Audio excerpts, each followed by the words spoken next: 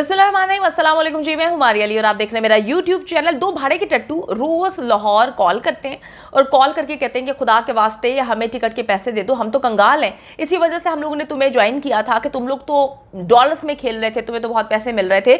लेकिन जी लाहौर से कहा जाता है कि हम तो खुद यहाँ पे बड़ी जलीलो खार हो रहे हैं, हमने प्रेस कॉन्फ्रेंस की और हमें मुंह की खानी पड़ी, पैसे भी वहां पे लगे और इतनी जिल्लत का सामना करना पड़ा। तो तुम लोग ऐसा करो कि हमारे पास तो तुम्हें देने के लिए पैसे नहीं है, तुम लोग कराची से पैदल चलो ताकि तुम लोग लाहौर पहुंच जाओ। और मैं आपको एक बात बताती चलूं, बल्कि ये कहा गया जिस तरह से वो पेंडे हैं कि तुम लोग पैदल ही टुरो, हम लोग यहाँ पे जो है फिर तुम्हारे दाल रोटी का इंतजाम कर लेते हैं। कराची में जी बारिशें हो रही हैं, बारिशों के साथ साथ अब इतलात मिली है कि जूतों की बारिशों का सिलसिला भी जारी हो चुका है और जो चाइना के सस्ते किस्म के हीरो इस वक्त कराची में मौजूद हैं, उनको भी भरपूर जूतों और घूसों से उनको जो है स्वागत किया गया, उनको जो है एंटरटेन किया जा रहा है। सारे मामलात आपको पता है कि बड़े अच्छे अंदाज में जो है कराची वाले इनको टैकल कर रहे हैं और लाहौर वाले जो है वो यहाँ पर रोंदी कुकड़ी को और जाली मौला जट को टैकल करने में लगे हुए हैं। मेरे साथ जी इस वक्त हारिस भट्टी मौजूद है, उनसे जानते हैं कि जी उनका क्या ओपिनियन है, क्योंकि हारिस भट्टी भी कराची जाते हैं, मुतादिद बार कराची जाते हैं।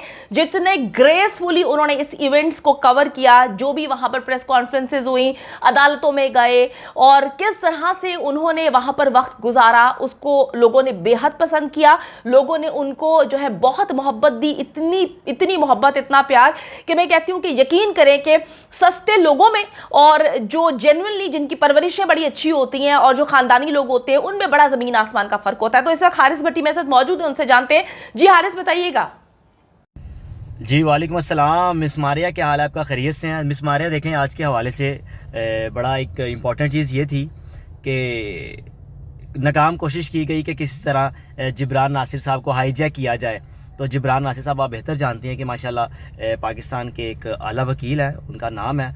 और इम्पॉर्टेंट चीज़ ये है कि वो जब भी मीडिया टॉक करते हैं, कभी भी वो दूसरे फ़रीक़ैन के हवाले से, उनकी पॉइंट ऑफ व्यू के हवाले से या उनके किसी वकला की दलाल के हवाले से कोई बात नहीं करते। वो कहते हैं भाई जो मेरी बात है मुझसे पूछो, मैं जवाब दूँ, जो बात मेरे मुंह से निकली है उस बात का मैं जवाब दूँ।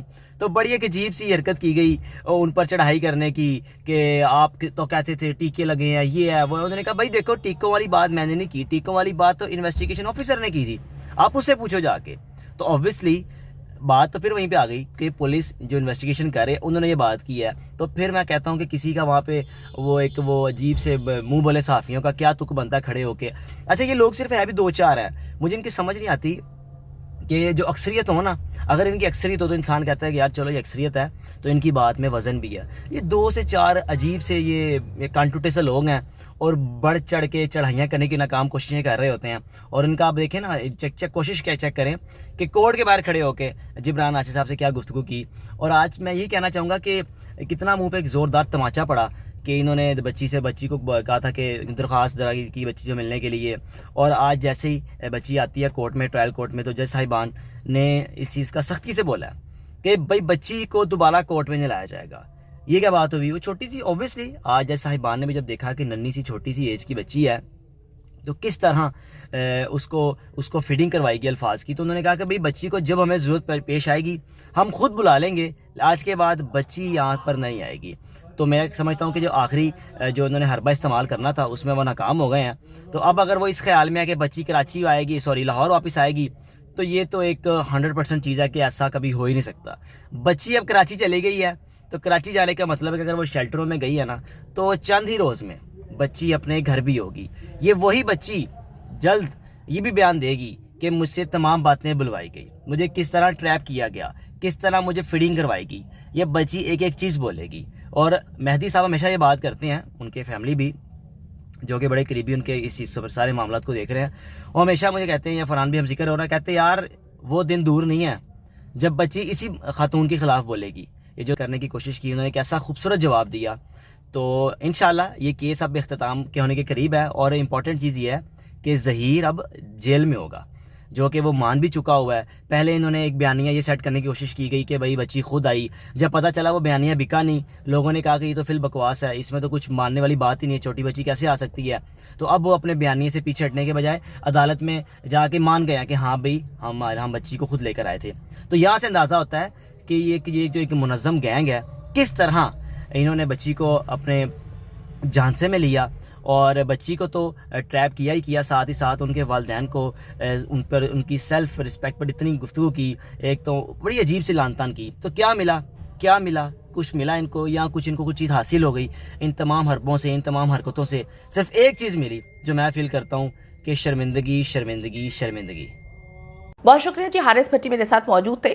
हम बचपन से सुनते आ रहे हैं कि दो रास्ते होते हैं, एक वो रास्ता जो सच और सही की जानिब जाता है, उसमें बहुत मुश्किलात होती हैं, वो बहुत प्रॉब्लमेटिक रास्ता होता है क्योंकि उसमें लोगों ने ज़मीन पर जो है वो कांटे बिछाए होते हैं।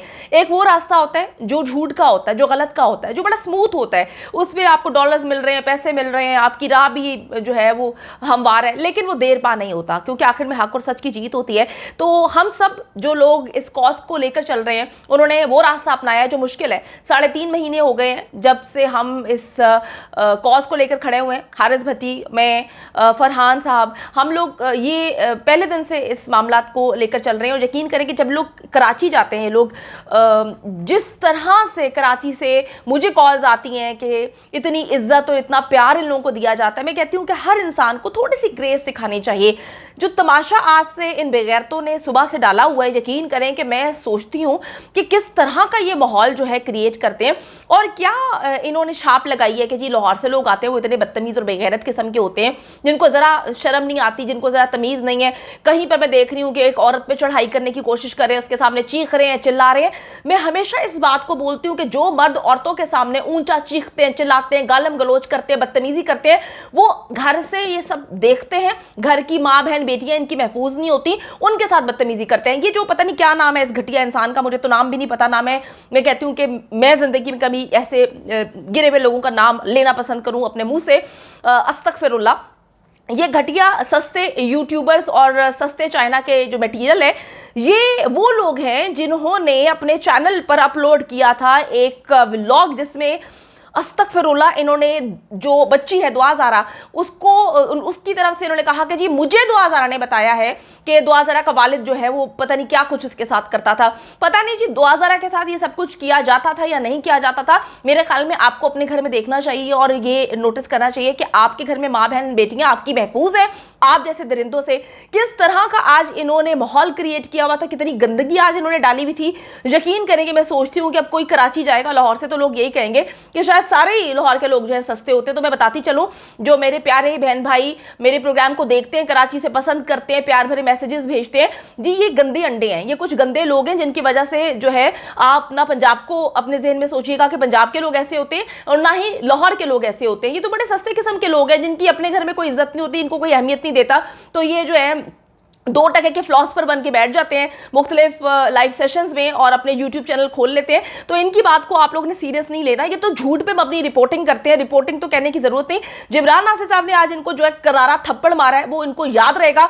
लाहौर में भी मैंने सुना है कि जी प्रेस कॉन्फ्रेंस में इनको जन्नाटेदार चपेड़े पड़ेंगे, तो वो लाहौर वाले अपनी चपेड़े और थप्पड़ अपने मुंह बचा रहे हैं। कराची में ये लोग गए हैं, इनकी इतनी तजलील हुई है, तो अब इनको मुझे नहीं पता कि ये किस तरफ एंगल लेकर जाएंगे, क्योंकि झूठों का तो ये टोला है, नया झूठ लेकर शाम को हाजिर हो जाएंगे। लेकिन मैं आपको बताती चलूं कि इंतहाई इखलाकियत से गिरी हुई हरकत ये करते आ रहे हैं और यकीन करें ये करते भी रहेंगे, लेकिन पाकिस्तान को एकजुट होकर खड़े रहना है।